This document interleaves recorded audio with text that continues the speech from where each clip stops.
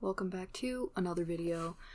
I was super lost on what to do because I should have done this video the day before, but my hand was still a little sore, so I was babying it, but I'm a little annoyed that I didn't just admittedly ignore it a little bit and make it work anyways, because doing it today, my hand was still a little bit sore. It's just from running the weed whacker and stuff like that for so long, and it just, especially the first little bit of the year, makes it pretty sore because I already have some tendon issues.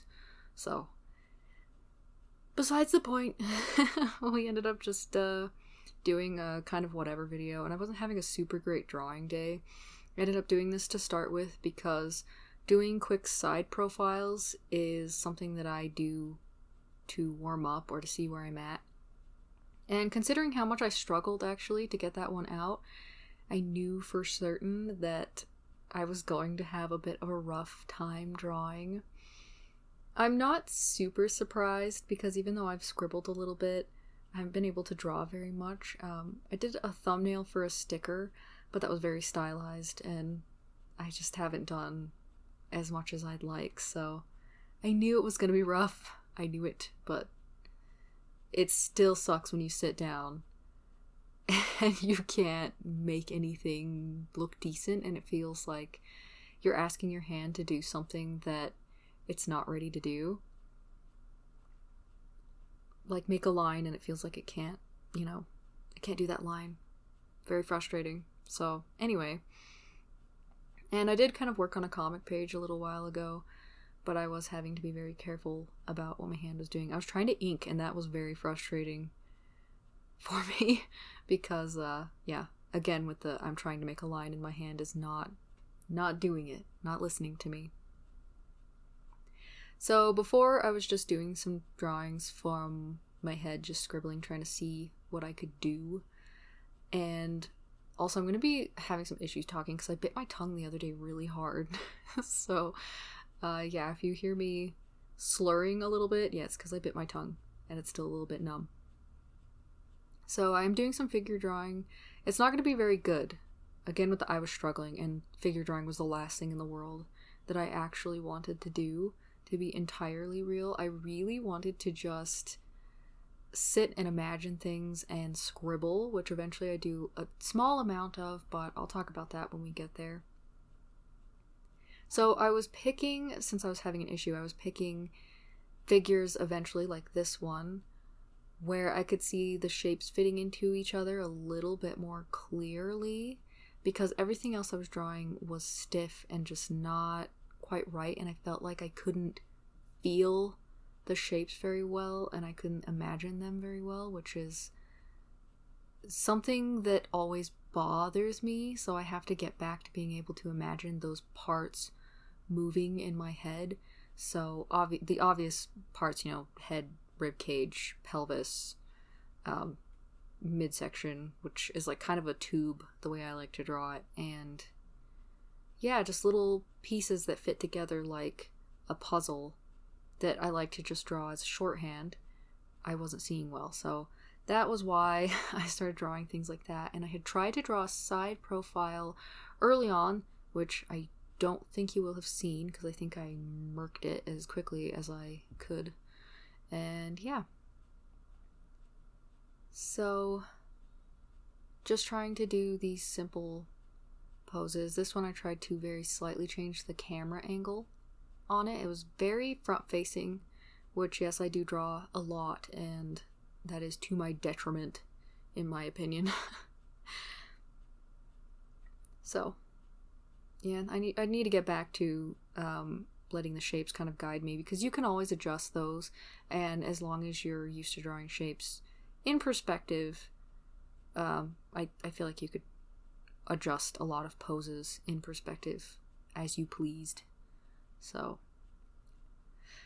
I did change this a little bit just because when I was drawing it more of the way that it looked, it was boring. So this is when I decided to start drawing from imagination again, and these really small poses are roughly the size of what I would do my thumbnails, but I don't know why I said but. But anyway, I guess. I end up doing them when I'm having issues drawing full bodies. Something about them always helps me, just because I can see the whole thing so quickly, and I can adjust things very fast, even if it's a whole arm or leg or whatever. It's very easy. It's very small, so you can change the shapes, and every little flick of the wrist kind of gives you new. Wow. I'll blank for a second there. Gives it a new look. It completely changes what you're seeing. So yeah, I was just doing that, and then I try to base kind of like what's going on around it off of a small story that the original pose made me think of. Anything like that. Anything that informed me about what could be going on. So I just imagine this guy sitting up against a train window or something. I've only been on a train like one time I think we were going to Doncaster when I was in England. I think that's the only time I've really been on a real train, and I almost got left, by the way. I was looking out the window, and then I look around and all of my family was gone. And I was like, oh. And just after I stepped off the train, started going, so yeah, that was concerning. But anyway, yeah, then this one I wanted someone looking through a window. As soon as I leaned him forward, I thought, oh, what could he be looking at? And a window. I did put his knees a little high, but that's okay. Because, yeah, they're just supposed to be really simple. I used to practice doing these really often. I would do them on paper with just a pen or a felt tip pen or whatever. And I would just fill them page after page after page with really small figures. And that seemed like it helped me more than doing really big ones did. And probably just because I could, get a lot of mileage out of doing something like that. Because like I said, you can see all of the parts. You're drawing full body pretty consistently. Mind you, my pages were an absolute mess. I wish I had one that I could scan for you because, yeah, they overlap a lot and I just make a mess. So this one, originally I was going to have him sitting on the ground, but instead, like on a grassy hill, but instead I thought, oh, I'll have him in bed. And then while I was doing that, I thought, oh, who could he be talking to? I thought about someone going in to wake him up. And instead, because I have siblings, I have a lot of siblings, and my younger cousins actually spent a lot of time at our house growing up, I decided I would do a little boy coming to talk to him. I kind of assumed he'd be saying that he was hungry and no one was there. So I was gonna get up and make him some like mac and cheese or something. I don't know.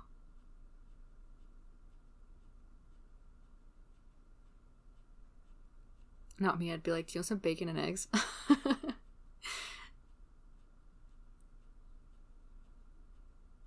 It wasn't quite like this for me. I do have an older brother. He's about, I think, 9 years older than me. Yeah, something like that. And it was not like that. If anything, I would have to go wake him up for school or whatever, and he would con us into making food for him, like noodles or whatever. So.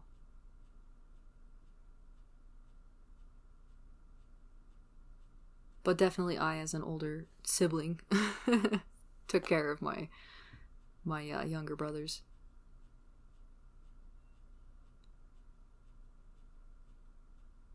And then had to do some posters. There's always one poster in anyone's room I've ever gone into. There's always one poster that doesn't stay up and they just don't care. I have a little art room kind of thing. It's the other place that I draw sometimes when I'm doing my sketchbook videos that has the brown desk. And yeah, I always have this one poster there because I have a bunch of weeb posters. And it's always falling down. It will not stick. I've tried different tapes and everything, but I don't want to put a hole in the wall, so I don't tack it up, but I've just given up. That one was kind of a simple lean back in the chair thing. I used to do that a lot in some of the old chairs. Then I wanted to draw someone with blankets around. Actually, when I was first drawing the head shape, it reminded me so much of this like messy hairstyle. So I thought I would do that, and I thought she would be in a blanket. My sister always sits with a blanket, and so I thought, oh yeah, a woman with a blanket around her would be good, but I gave her a bit of a strong chin, which I don't care. Women can have strong chins, but I didn't mean to give her a masculine face, so that's the only reason that I mention it and that it matters. And I try to soften it a little bit there by just melding it into the shadow.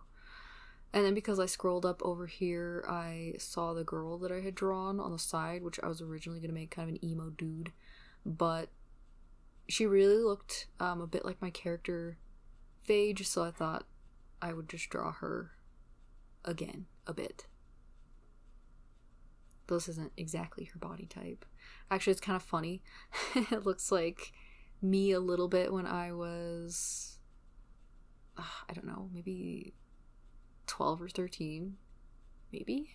I can't remember. I used to have really short hair. I don't know. I've got really long hair. But anyway, that is it. Thank you so much for watching. I'm sorry there wasn't more. I really appreciate you watching. Let me know what you thought. Have a good day or night, and bye.